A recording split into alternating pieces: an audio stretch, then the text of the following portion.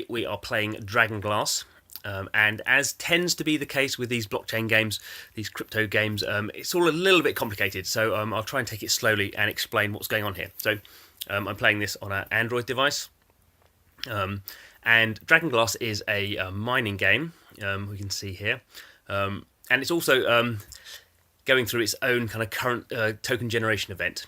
So this is kind of what you can see here. It says participate in ICO. So ICO, obviously kind of well-known kind of way of kind of raising money. So this is what the guys behind Dragonglass are doing at the moment.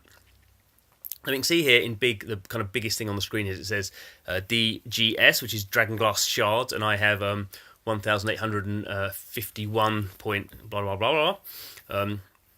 So how have I got those? In order to play this game, actually, I should point this out. In order to play this game, you do need the in-game currency, token, cryptocurrency, whatever you want to call it, which is these Dragon Shards. So how do we get this? Right, so let's have a look at our history to see how this works. So we can see here, this is effectively the game contains a wallet which holds your tokens. In order to play the game, you need tokens in your wallet, and in order to do that, you need to buy tokens. Different ways of doing that. The most obvious one, I suppose, people use is using Ether. So we can see here just transactions from different wallets. So I'd not done this before, actually. So, but a fairly standard process, I guess, for anyone who's involved in kind of blockchain stuff. I set up a My Ether wallet. I transferred Ether to My Ether wallet. I then transferred the Ether from my Ether wallet into the Dragonglass wallet, that address, and then it fired back the Dragonglass tokens, the Dragonglass Shards, to my Ether wallet, and then I transferred them from my Ether wallet into the game. So all a little bit of a palaver, and all a little bit exciting and complicated when you do it for the first time. And obviously this is something that is quite complicated and makes these games a little bit different. So anyway, you can see here there's various Ether transactions going on. You can see I paid 0.05 Ether, which is the minimum, in order to get my Dragonglass.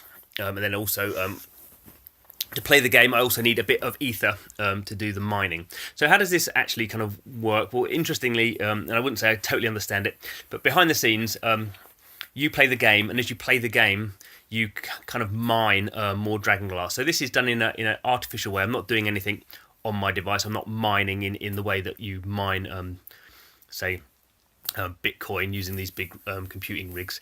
But apparently the Dragonglass guys, the company behind it, do have an Ethereum mining kind of setup. And as you play the game and you finish levels, you then get more Dragonglass Shards, and the way they're doing that is they're paying for them within their own kind of ecosystem by having this mining rig. So don't totally understand it, but we'll see how it works at least. So come out of here. So let's do some mining and see how it works. So complete the level to mine 479 plus a bit of these Dragonglass Shards. So okay, interestingly, it does say I can just play. I guess that means I just play the game and don't do any mining. Quite why I would do that, I suppose, would only be if I haven't got any Ether. We can see at the top, mining requires 0.0008. So what's the problem with these kind of currencies, particularly the kind of main Ether, the main cryptocurrencies, is they have these long decimal places, and now because they're all worth quite a bit more, much more than when they started, you all have these very small amounts of them, or at least I only have very small amounts of them. So anyway, let's do the mining playing version.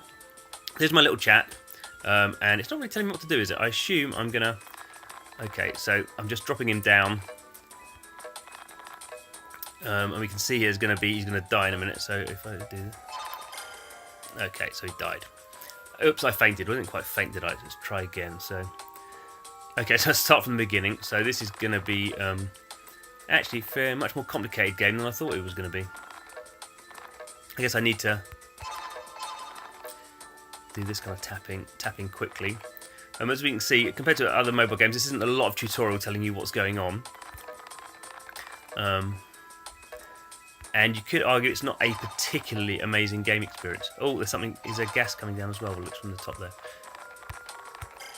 Oh dear. So it looks like there's a time element as well to kind of trying to force me to go quickly. So let's see if I can get quicker. Obviously, I wonder if there's any checkpoints. Oh no, that was rubbish. Okay, I'm going too fast.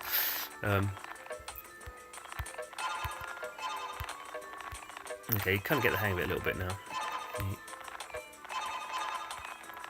Ooh. Oh dear. It goes quite fast. That's the kind of problem that you kind of.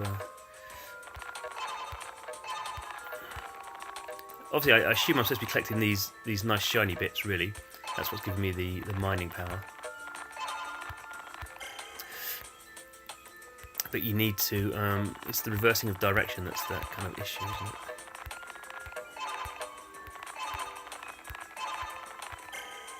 Okay, so there we go. Back to wallet. So we can see there that it's going to be quite a difficult game. I mean, actually, no, I have got a bit more, haven't I? I have gained a few Dragonglass Shards. Not a vast amount. Let's see, does it tell me? No.